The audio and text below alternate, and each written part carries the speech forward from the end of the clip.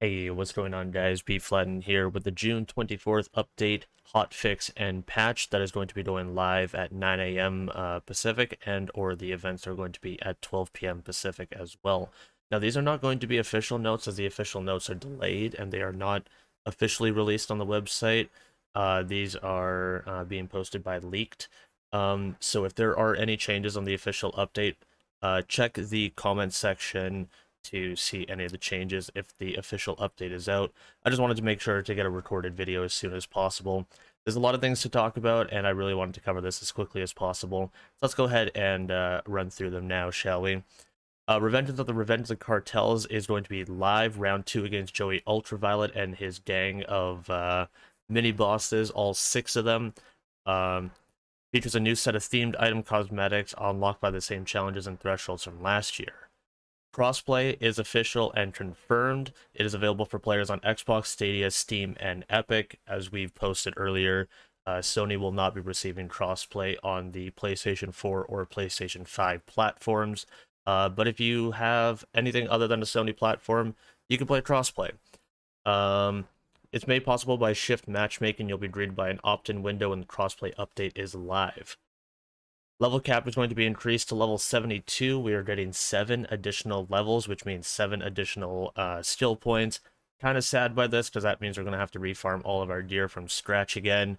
Darn. But 7 more levels is going to be increased to level 72. Events can now be enabled at any time. Bloody Harvest, Broken Hearts Day, and Revenge of the Cartels will be toggled on and off in the main menu. This is a permanent addition.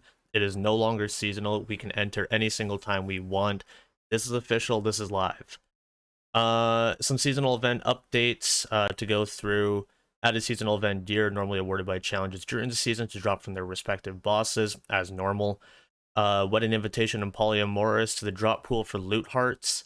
Captain Han's drop rate for legendary seasonal gear is increased. Added Bloody Harvest anointments to the reroll machine while the event is active. If the event is not active in the main menu, players will not see these anointments roll on gear. Make sure it is active in order to get it to appear in the reroll machine. That's the only thing. Operatives Heartbreaker skin to also appear in his barrier tech. Maurice's audio during Broken Hearts Day to give priority to audio about rewards instead of generic praise for breaking hearts. Challenges during the events are sometimes marked as complete if the player completed the previous year. This is fixed. Split screen, I'm going to be skipping over the split screen and just general UI updates. I'm only going to be going over the important ones. If you want a link to this, just check the description if you are interested in split screen related and or just general add-ons. General updates, there's going to be some decent ones in here. A bunch of crash updates are going to be in here. Adjusted the Revolter shield to correctly remove its shock behavior if unequipped, so the Revolter glitch is now going to be removed. That is an important one. Adjusted the Super Soldier shield to prevent it from receiving multiple stacks of modifiers. That is removed. Anything else in general? It doesn't look like it. The grease trap weapon adjustments made it easier to grease more enemies before setting them on fire and increased the base damage by 20%. The Icebreaker has buff damage. The Needler gun has buff damage. Additional hotfix notes are going to be included as well. There is a mini event for all the Trials bosses where all of them will go into their super modes that we had over throughout the last 6 weeks. This mini event cannot be turned off, so new players beware. It will be active until July 1st, so this is going to be another additional week included. As a reward, the bosses will be dropping the 2 legendary weapons from their respective events. In addition, the chest at the end will be full of legendaries, regardless of how fast you complete it, just like the event previously. Maurice's Black Vendor is going to be changing at 9 o'clock a.m. Pacific time. We don't know where that is just yet. Anointment adjustments. There's a lot of changes here, so bear with me. Astral projection damage is increased to 100% for phase cast and related action skills. It increases to 200%. Phase grasp weapon damage goes from 100 to 150. Orb damage is increased from 100 phase flare to 200. Flax related ones. Fade away weapon damage from 100 to 150. Gravity snare from 100 to 250. Rack attack from 50 crit to 100 crit. Attack command 30 life steal to 50% life steal. Now for Moe's, While Iron Bear's active Bear Fist is increased from 100, increases to 300. Salamander goes from 100 to 200. Iron Bear active Railgun 100 to 150. Minigun Iron Bear from 100 to 150. Iron Bear's active Grenade Launcher from 100 to 200. Vanquisher Rocket Pod goes from 100 to 150. Iron Cub, weapon damage from 100 to 150. After exiting Iron Bear, the next two mags will have 10% increased fire rate and 20% crit. Increases the critical from 20% to 100% crit. Now, as for Zane, Mantis Shoulder Cannon goes from 100 to 150.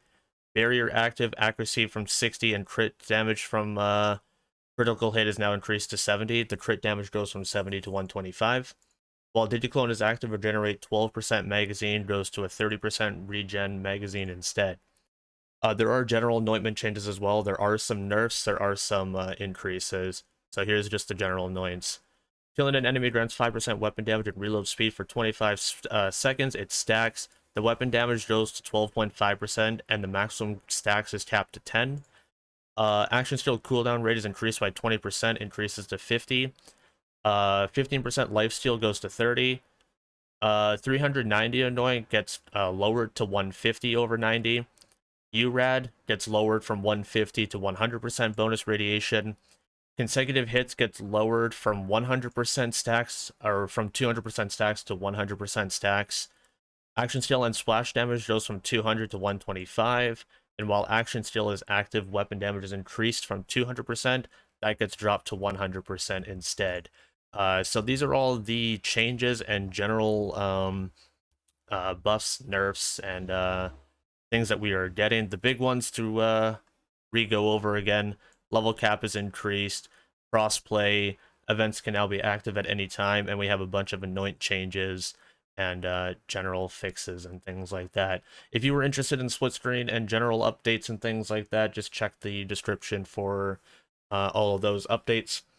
These are subject to change. If there are any changes on this official patch list, I will update in the comments to make sure that the official notes are adjusted accordingly.